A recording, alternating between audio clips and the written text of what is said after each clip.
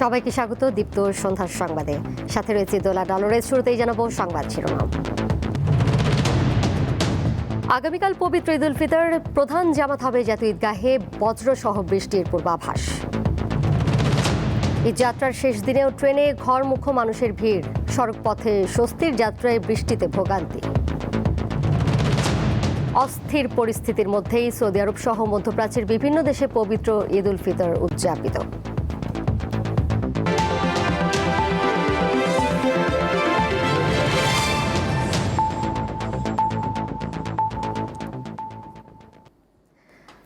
আগামীকাল পবিত্র ঈদ উল ফিতর, আনন্দ উৎসবের একদিন। কয়েক দশক পর এবারই প্রথম জাতীয় ঈদগাহ ময়দানে রাষ্ট্রপতি ও প্রধানমন্ত্রী একসঙ্গে ঈদের নামাজ আদায় করবেন। তবে উৎসবের এই দিনটিতে পূর্বাভাস রয়েছে বজ্রসহ বৃষ্টির।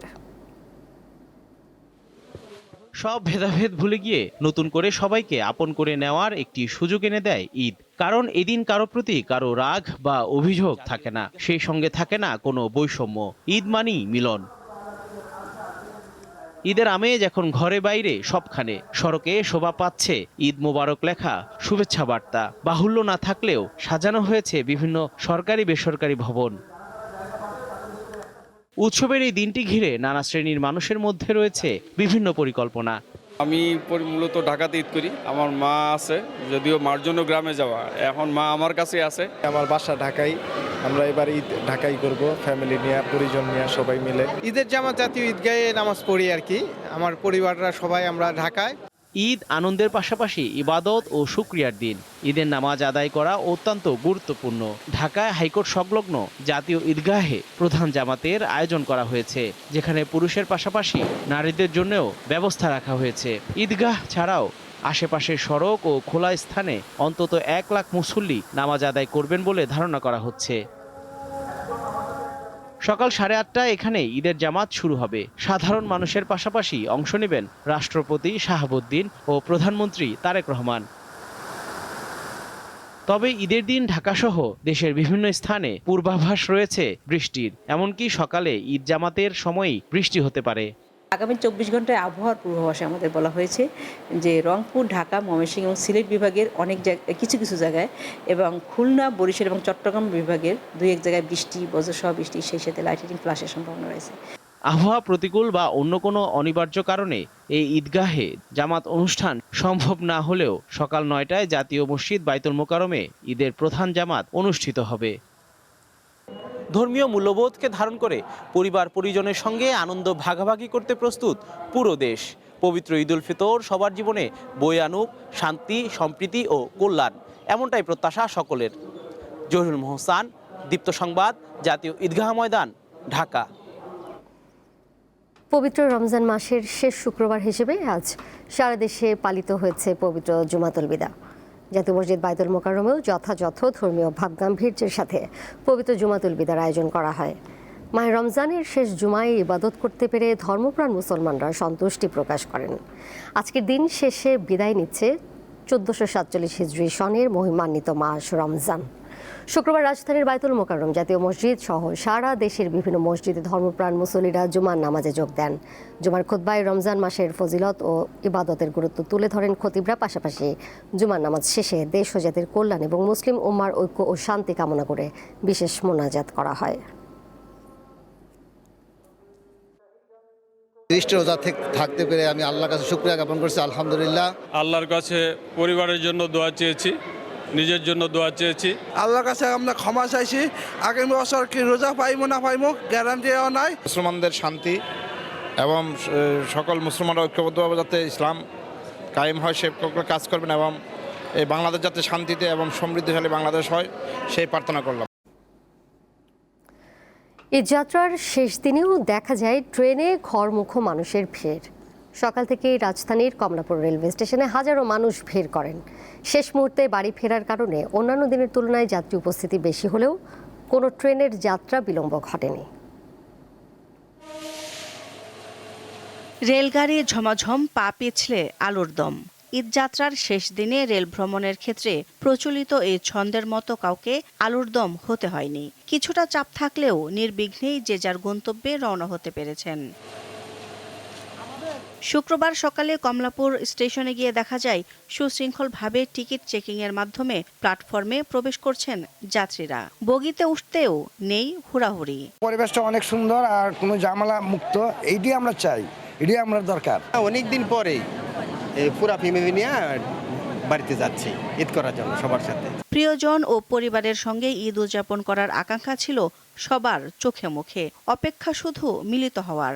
নার্সিংয়ে পড়ি তো ডিউটির জন্য আর কি ঈদ করতে পারি নাই, এবার ঈদ করব বাবা মার সাথে। হবিগঞ্জে যাচ্ছি ফ্যামিলির সাথে আর কি ঈদ করার জন্য যাচ্ছি আর কি। ছাদে যেন কেউ উঠতে না পারেন সে বিষয়ে আইন শৃঙ্খলা বাহিনী ও রেলওয়ে কর্মীরা ছিলেন তৎপর। তারপরও অনেকেই উঠেছেন।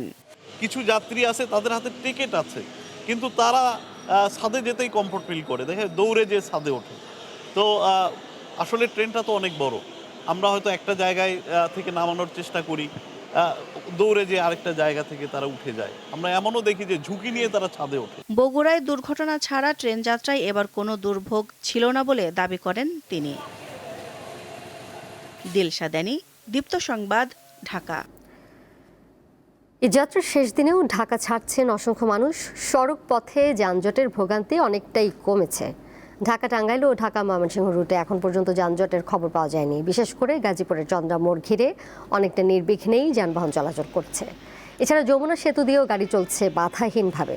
মহাসড়কের বিভিন্ন গুরুত্বপূর্ণ পয়েন্টে মোতায়েন রয়েছে আইন শৃঙ্খলা বাহিনীর সদস্য। তবে সকাল থেকে বৃষ্টি শুরু হলে ভোগান্তিতে পড়েন যাত্রীরা।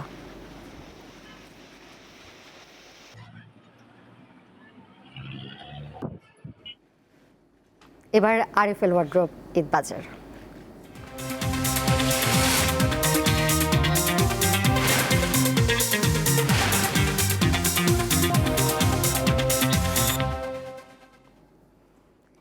ঈদ ঘিরে একেবারে শেষ সময় ভিড় বেড়েছে প্রসাধনীর দোকানে।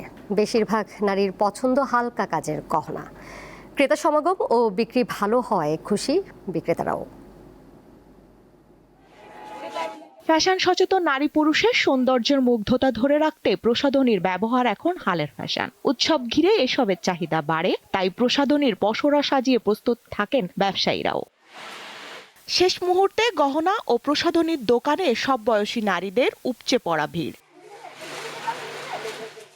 পোশাকের সাথে মিল রেখে বিভিন্ন ডিজাইনের ঝুমকা, কুন্দন, রিং, বিভিন্ন ধাতুর তৈরি বাহারি চুড়ি, কপার কালার সেট, মেটালের কানের দুল, চৌকার মালা ও ব্রেসলেট কিনছেন ক্রেতারা। তবে হালকা কাজের গহনা, কাশ্মীরি চুড়ি ও দুলের প্রতি বেশি ঝুঁকছেন নারীরা।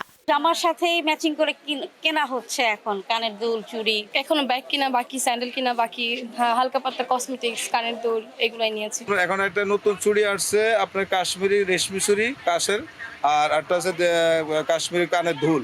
এই দুইটা আইটেমই বেশি চলছে। চুড়ি, দুল, গলা নেকলেস এই টাইপের রিলেটেড কিছু জিনিস কিনতে এসেছি। উৎসব ঘিরে নারীদের সব ধরনের প্রসাধনীর চাহিদা রয়েছে। কালার কসমেটিকের মধ্যে foundation, blush, highlighter, eyeliner, mascara, lipstick সহ পোশাকের সঙ্গে মিলিয়ে বিভিন্ন ধরনের প্রসাধনী কিনছেন অনেকেই। মেকআপ প্রোডাক্ট কিনবো, তারপরে হচ্ছে আপনার এই লেন্স এগুলো কিনবো, লিপস্টিক কিনবো।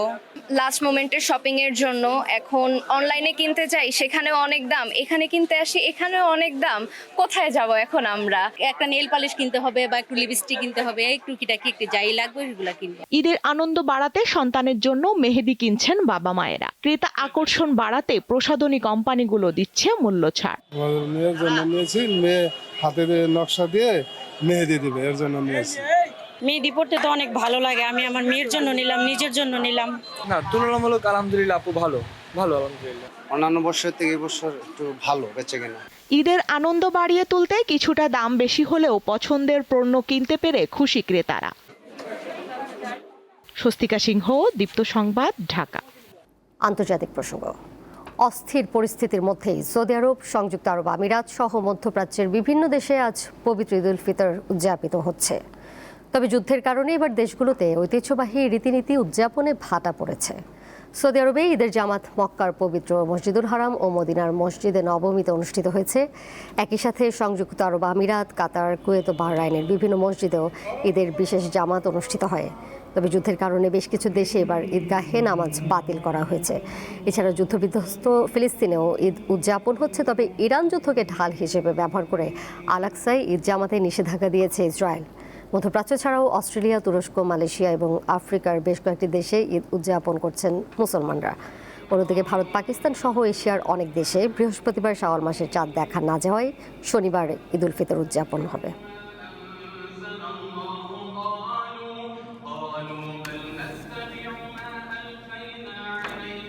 এবারে জানিয়ে দিব খেলার খবর। ভিয়েতনাম ও সিঙ্গাপুরের বিপক্ষে ম্যাচের জন্য 23 সদস্যের দল ঘোষণা করেছে বাফুফে। স্কোয়াডে আছেন হামজা চৌধুরী ও সমিত সোম। বাদ পড়েছেন গোলরক্ষক ইসাক আকন, তবে নিয়মিত খেলা সোহেল রানা জুনিয়রের বাদ পড়াটা আকস্মিক। গোলরক্ষক হিসেবে আছেন মিতুল মার্মা, সুজন হোসেন ও মেহেদি হাসান। ডিফেন্ডার তালিকায় আছেন তারিক কাজী, রহমত মিয়া, শাকিল তপু, আবদুল্লাহ ওমর, জায়ান আহমেদ, সাদউদ্দিন ও 1.5 মাস পর দলে ফেরা বিশ্বনাথ ঘোষ। মিডফিল্ড পজিশনে রাখ পেয়েছেন সাইদ শাহ, শেখ মোরসালিন, জামাল ভুঁইয়া, সোহেল রানা ও হৃদয়। স্ট্রাইকিংয়ে চূড়ান্ত স্কোয়াডের সুযোগ পেয়েছেন আরমান ফয়সাল, সুমন রেজা, ইমন শাহরিয়ার, ফয়সাল আহমেদ, ফাহমিদুল ইসলাম ও মিরাজুল ইসলাম।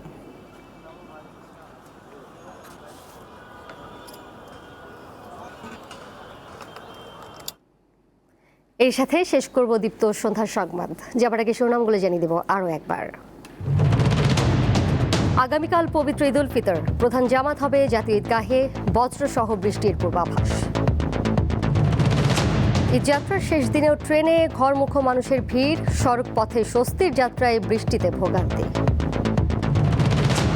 অস্থির পরিস্থিতির মধ্যেই সৌদি আরব সহ মধ্যপ্রাচ্যের বিভিন্ন দেশে পবিত্র ঈদ উল ফিতর উদযাপিত।